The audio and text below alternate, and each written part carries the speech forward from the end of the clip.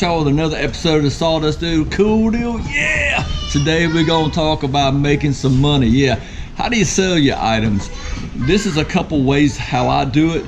We're at a festival today in Galax, Virginia. Smoke on the Mountain, cool barbecue festival, cool beautiful town in Southwest Virginia.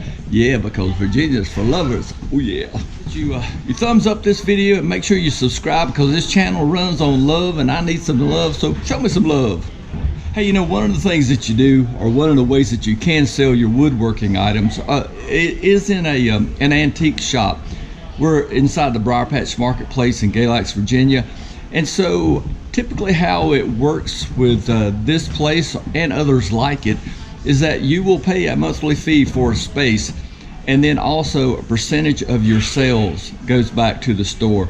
Now they take all that out and you get a monthly check, and they pay taxes and all that. So it's a really good way to sell your items, display your items, sell them.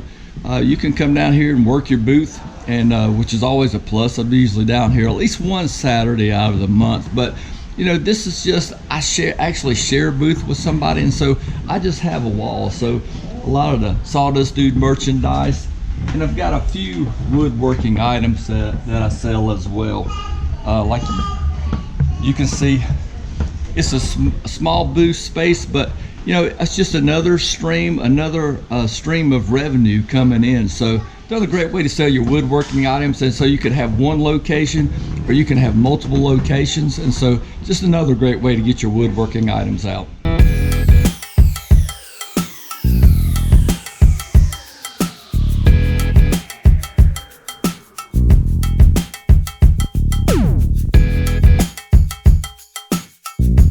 Hey, one of the great things that you need to do on your woodworking items, you need to find out a way to market your items. And so you really want to study marketing, you want to study sales, and one of the biggest things to do is, how do you stand out from the rest of the crowd? Seth Godin wrote a book years ago called The Purple Cow, and it's all about, you imagine a cow pasture and there's one purple cow in the middle. Well, that's what it's all about standing out in the crowd. So when you do festivals, or if you have a booth, one of the things that you really have to do is really make your booth, make your place pop. And one of the great examples that I've seen over the years is from Martin and Sheila Ward, my friends down at the Briar Patch Marketplace and Cafe.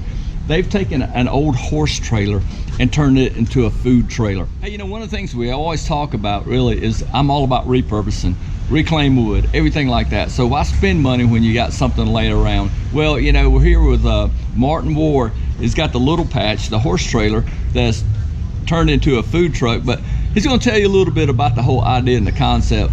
So Martin, where'd you come up with the idea to do all this? So really, this was off from Pinterest. You know, we're always looking into Pinterest and everything like that. You know, and so we saw this idea, and one Sunday afternoon I said, hey, we need to make a horse trailer, right? Out of a food trailer, we need to make a food trailer out of a horse trailer. So I started looking for old horse trailers, and Sunday afternoon I said, hey, there's a horse trailer for sale. So we drove 3 hours over by Kingsport, Tennessee, and picked up that beauty. Wow. So it's a cool way, you know, a food truck, you can spend a lot of money. And I'll show you inside real quickly. So it's about getting the right ideas for, you know, the food truck, and for, you know, you selling your woodworking items or whatever it may be. You know, Pinterest and Etsy and all those places, you know, see what other people doing. It's okay, because what happened is you turn around and like put your spin on it. So Martin, let's go from the front to the back. All right, so just again, the horse trailer, we decided to not spend a lot of money on just menus and stuff like that. So this is just plain old chalk paint you get at Lowe's, chalk paint and chalk pens and stuff, and we just made that menu like that. One thing, and you'll see as we go down along here, the horse trailer wasn't quite tall enough for us, so we've raised the roof on this about 6 inches or so. This was a 2-horse trailer with a tack room up front. We've gutted the whole inside and taken the sides off and everything. Used this wood, and I bought an old grain bin about 5 or 6 years ago, and I'd had that for a long time, and I knew someday I'd tear that apart and use it for something. Well, that grain bin ended up being our wooden sides. And if you can see right down here, these are places probably where mice or rats or horses or something had chewed on things, you know, and it just made it rustic and matched the motif and everything that we were going for. This again, part of the old grain bin here, just a wooden shelf for our serving counter and stuff. So that turned out real well. Cool deal. How many times do we say never throw away old wood? There's always a place for it. And too, where the mules chewed on it, that stuff, you know, you can't. That's the character of something like this. And when we talk about selling your goods, selling your woodworking stuff, that's how you stand out in the crowd. It's that purple cow effect. Yeah. And again, when I drug this thing home, my brother-in-law said, "What in the world are you going to do with that?" You know, and I said, "Hey, we're going to make a food trailer out of it." In fact, the health department lady, she said, I was very skeptical before when you told me I was gonna make a food trailer out of an old horse trailer, and honestly, it had horse manure and everything in there. But like I said, we gutted it. Actually, used the mat that was already in there, but we gutted it. We got stainless steel in there. We got a espresso machine. We've got the refrigerator. We've got a 3-bay sink so we can do dishes. So we can do just about all of it in there. We don't really cook or anything in there, but we make coffees and stuff like that. And any cooking or anything that we do outside the trailer. Yeah, Mark and I met years ago because I remodeled the front of a store for him, and you can see a lot of old reclaimed wood and stuff. So this, if you're ever in Galax, Virginia, check out the Briar Patch Marketplace and Cafe. Yeah.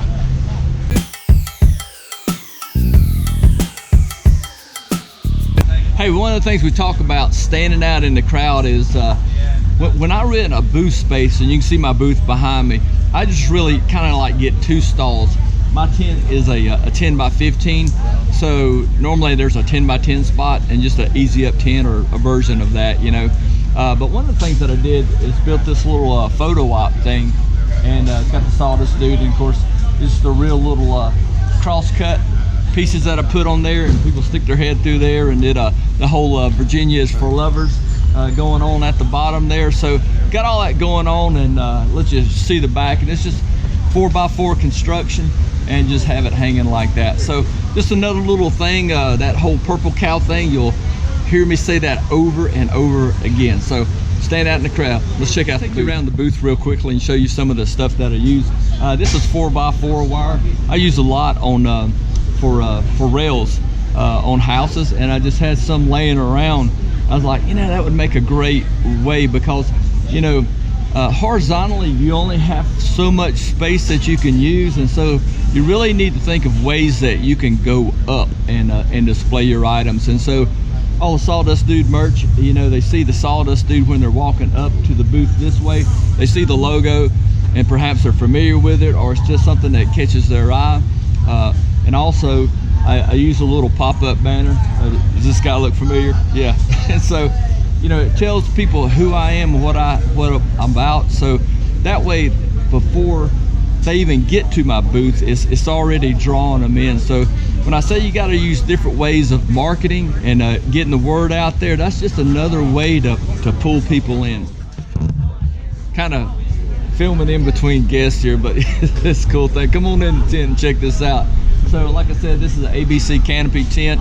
It's a 2-tier. This is a 10 by 15, and it does have the sides with it. So just one of those things that, you know, you'll see in the video later on about when you leave. I'll leave all my merchandise here. Just kind of do it, put the sides up, and that way when I come back in the morning, it's just a little cleanup and get it going. This is what the burlap cloth we have in here, and it's just some of the items. Hang stuff up, got stuff located all around. Got these little deals here. You get these from Hobby Lobby. Hobby Lobby is just a great place to pick up all kind of little items like that. So one of the things that you really need to do is that we don't sit down. We've got bar stools here that but we sit out towards the front, and that way when we make contact with people. Hey buddy, what's going on? There's a wooden nickel for you. It's a wooden nickel, yeah. You know, one of the things that we do is, like I said, we don't sit down, because I go to a lot of events and I see people back and they're on their cell phones and they're not engaging people. And one of the things that you really have to do is just reach out to the crowd. I give everybody a wooden nickel that walks by, whether they buy anything. Of course, it's all about promoting the brand and standing out. They get home, they'll pull this out, and it's even got the little QR code on the back side like that, and that takes you straight to the YouTube channel. So just different ways of standing out, different things of working it out. We take cash payments, but we also use a little a square, just hooks up to your cell phone. It's just another way to process payments. But most of the time people use cash when they come here. And we got a little table over here just where we keep little odds and ends. Wendy, my sister-in-law, has done a great job as far as like organizing the t-shirts.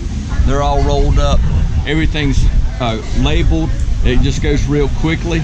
Another thing, it's all the little things that kind of stand out. One of the things that you really want to do, and it's great seeing people walk by and wave and all that stuff, but one of the things that you really want to do, we've got these rubber mats, and because you're standing for 8-10 hours or whatever all day long, and so these mats really make things more comfortable, makes you last through the day, and so it kind of works out really well. Here's a little thing is kind of, always keep a notebook close by, and a little notebook like that. Always keep a notebook close by, because it's just one of those things. Yeah, you want a notebook, and that way you always forget something, or you'll get an idea, or you'll see another vendor use something. You're like, oh cool, we need to do that. Or like Martin, you can put a twist on something. It's all about standing out.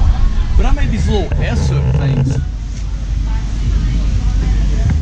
Matter of fact, if you go to the website sawdustdude.com, you can see I've got some plans you can download for that, and you just trace it out. And that hangs that 4x4 wire really it's easy. It just hooks on. It's quick, it's easy, and it's just a great way of putting your booth together. What's it cost? So anywhere, for 50 bucks, I've got another festival. If you donate some items to an auction they have, your spot is free. But one of the things that you really want to make sure that they do a great job of promoting, you kind of want to look at them and make sure they're doing a good job, because otherwise you're going to sit here and not get any action because there's no people there. They didn't do a good job promoting it, and so that's going to hurt you. A lot of times, you just have to play it by ear. But I just really ask a bunch of questions, just kind of learn that if it's not a big event, I just really don't show up because it's not worth my time. I can make more money other ways, so I've just worked smart, not hard. So one of the things that some festivals you go to, they want to see pictures of your booth before they allow you to show up. It's kind of a vetting you go through just to make sure that you'll meet the quality of their event. They want to see your products and different things like that. I was at an event last year, and I was just kind of starting to do the event circuit again, and so I had an old beat up easy up tent, and a lady came by, and she's real southern, real proper and everything. She's like, Mr. Shaw, we really like your items and everything. It's like being on an episode of Forrest Gump. But she goes, she's looking around, she goes, everything you're woodworking just looks marvelous, and I would love it and everything, but please, I would ask that you get a new easy up tent. Because that thing had been through Boy Scouts and everything else, and it was just beat to hell. So I was just like, all right, yeah, I can get a new tent. So yeah, I got a new tent this year. But anyway, so some of the events that you go to, they want to see your stuff. They want to check you out before they'll leave and let you come and play. So that's just something else you'll have to go through.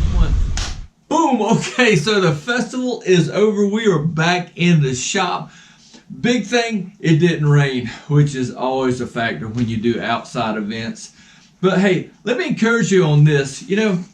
I love getting out. I am an introvert, but I love getting out and talking to people and getting to share the word about the Sawdust Dude and the YouTube channel, and talking about woodworking and meeting other woodworkers, and hey, what do you do and what do you like, and all that cool stuff. So that's kind of like a bonus plus side of doing this kind of what we're talking about today. But for you, kind of some closing tips.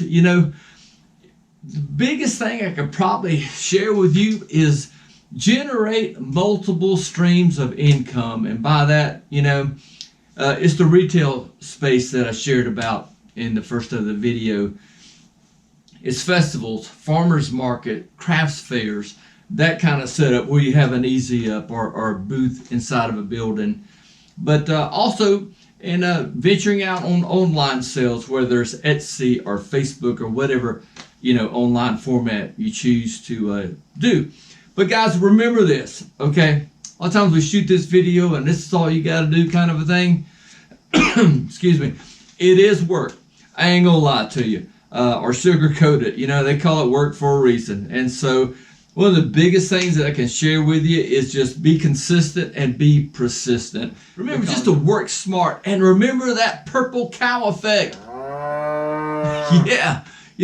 Standing out in the crowd, just being extraordinary in your approach to selling and marketing your woodworking. Well, hey, cool deal. Listen, I appreciate you watching another episode of the Sawdust Dude.